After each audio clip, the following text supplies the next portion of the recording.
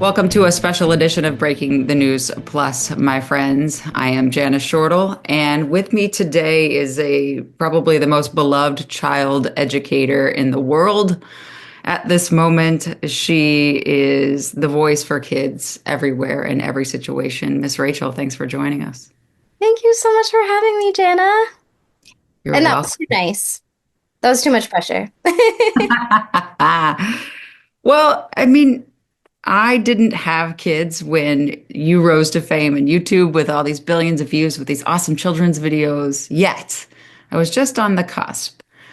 And as he got bigger, he starts watching your videos. But then I see you take a shift and you start to use a different kind of voice for kids who are in harm's way. Why'd you do that? That's always been who I am.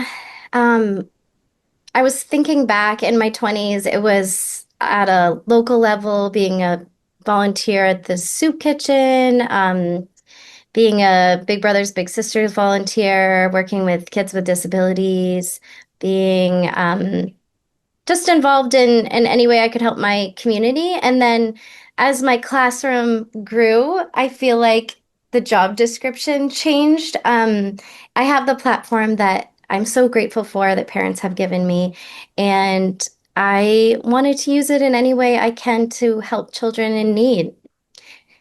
There's no question. That's who I am. Let's go backwards a little bit and talk about the impetus for Miss Rachel on YouTube. Yeah, well, my son had a severe speech delay, and as you know, parents want to do anything they can to help their child. And when you see them struggling, you are like, maybe I could make a TV show for you. You're gonna try anything. I mean, I bought a puppet that was a mouth.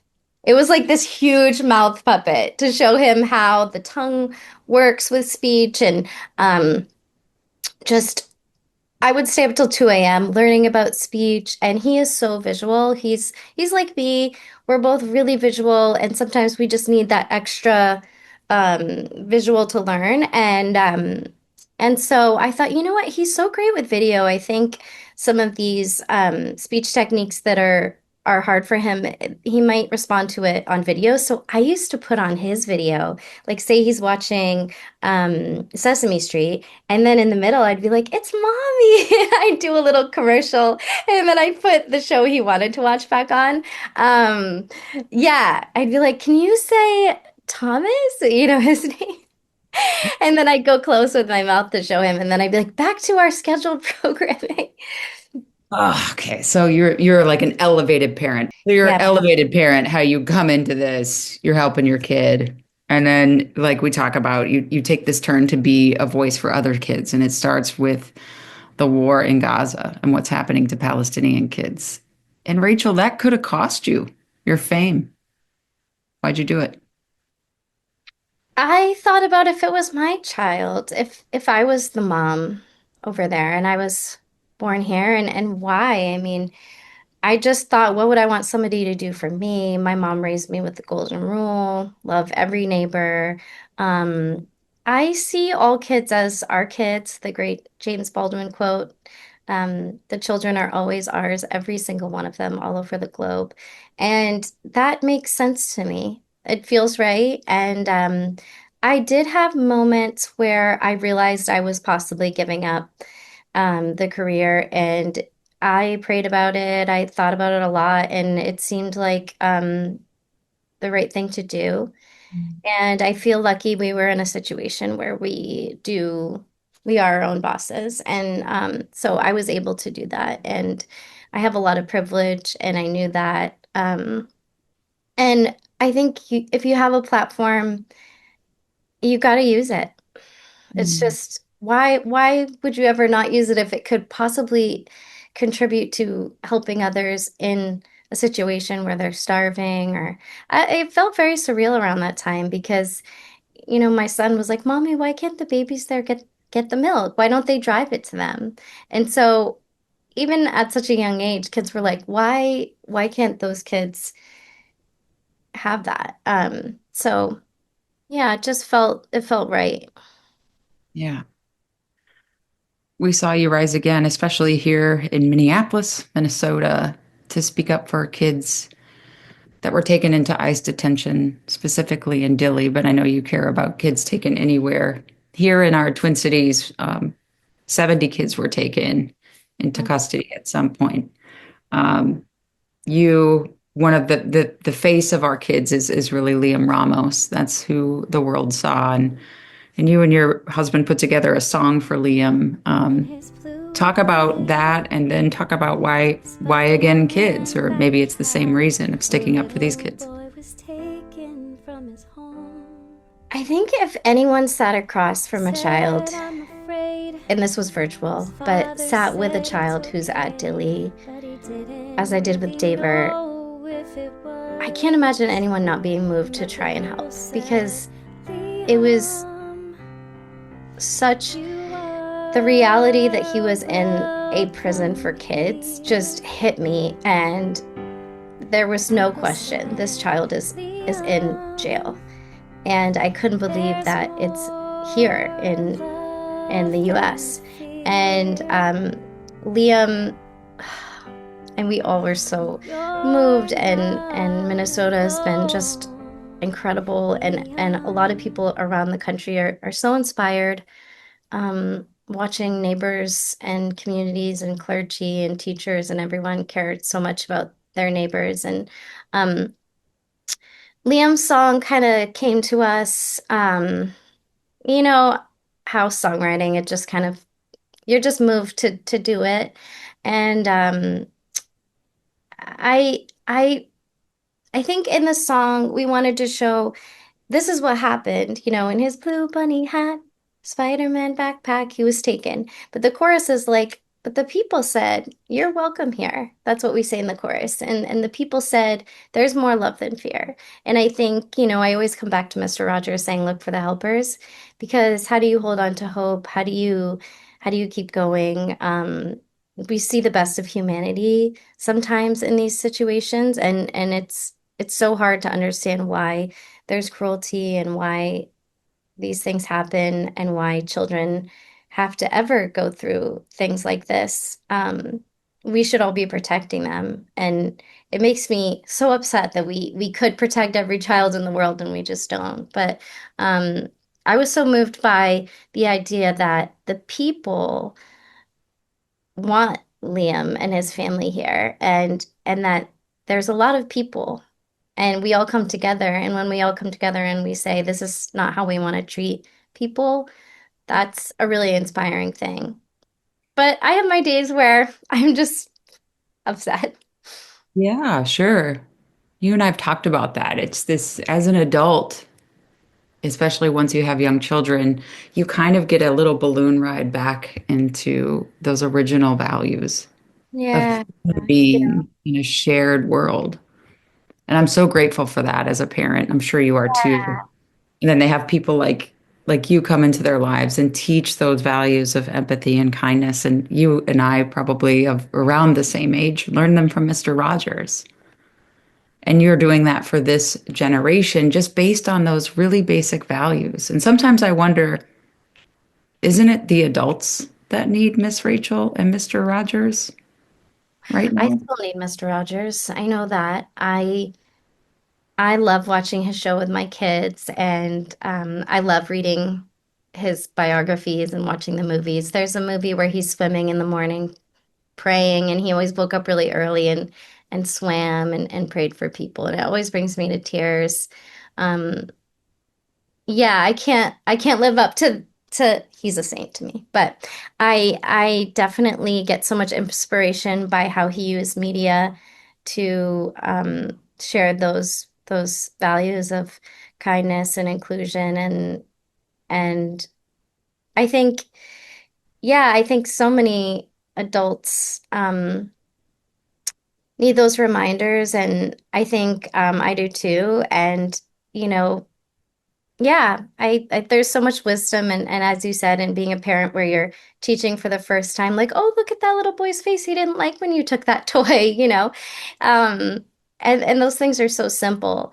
But like, how would you feel? I was telling my kids about the golden rule again and like putting yourself in someone's shoes and how would you feel if someone said that to you? And that's very simple, but empathy is so important and it has a bad rap and it's so wonderful. And I know that when you're kind to others, you feel that in yourself. And so I always respond with love and kindness, even though it can be hard, because I think that when we don't respond by attacking others and we respond with peace, that creates more peace in the world, peace in our minds, peace in the world, peace in our relationships. So, boundaries are good and standing up for yourself, but also just responding with love. What motivates you to keep going in the public eye? The kids, because I I have to show up for them. And if you're thinking about kids in Dili right now, there's an autistic child in Dili, Emilio. He's not doing well. He has sensory sensitivities and can only eat certain foods and that's not their fault. Autistic children often have sensory sensitivities and different experiences of texture and foods and smells. And he's only eating Fruit Loops, I think. I got an update that he's really not doing well this morning. And um, what if nobody shows up for Emilio? What if that was our child? What if I was there and I couldn't help my child eat? And we see kids go so backwards in development at Dilly. And why would you ever contribute to having a child go backwards in development, having the light and joy be taken from a child's eyes? I've met with 10 kids that either are at Dilly or were at Dilly, and the experiences are shared that the water makes them sick, that their mental health goes way downhill, that the spark in them and the joy is gone. And it's always there, but you can't see it. They're in a jail. And so I will always show up for them because how can we ask people to hold on to hope or to when they're in these situations and we have so much privilege, like I'm fine. And do my feelings get hurt? Yes. But I think, I have a lot of faith and I'm a pious person and I feel that like God can handle anything. And so I just feel like I lean on that a lot. And I have a wonderful family and support. So yeah, I think we have to use our platforms to help. It doesn't make sense to me why not to. Yeah, and that's the part I think that for many people just seems pure. It's just a very easy choice for you. It's not something you're stewing and ruing over. Like kids are in trouble, I speak up. Yeah. Mm-hmm. Kids are being abused and neglected and the I when I heard about baby Amalia who had COVID, RSV, respiratory failure, her mom begging for help 8 times. And her oxygen went down to the 50s, and then there's a 911 call you can hear.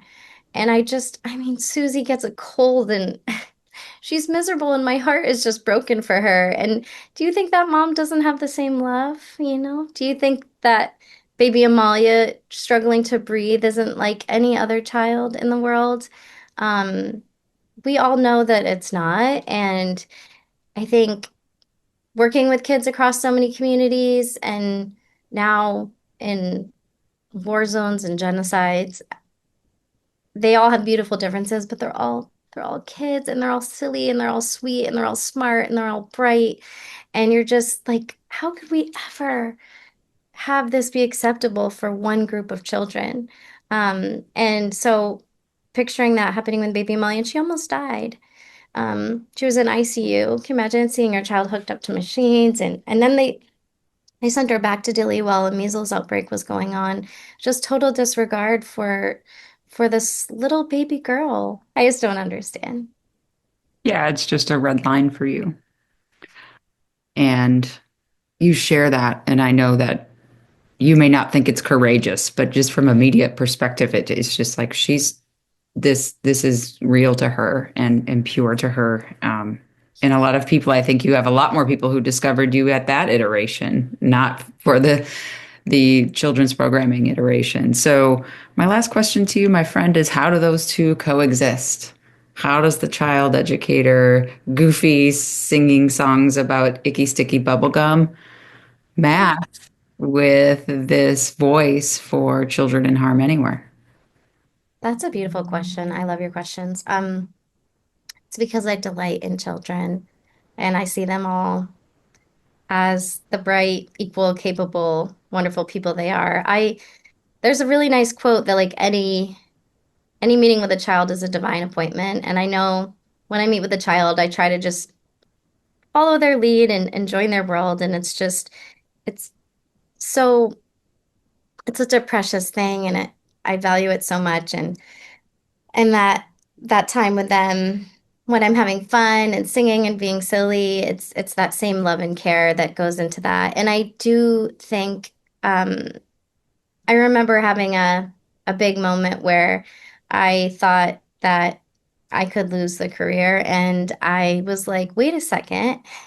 The kids, the kids brought me here. The kids made this possible.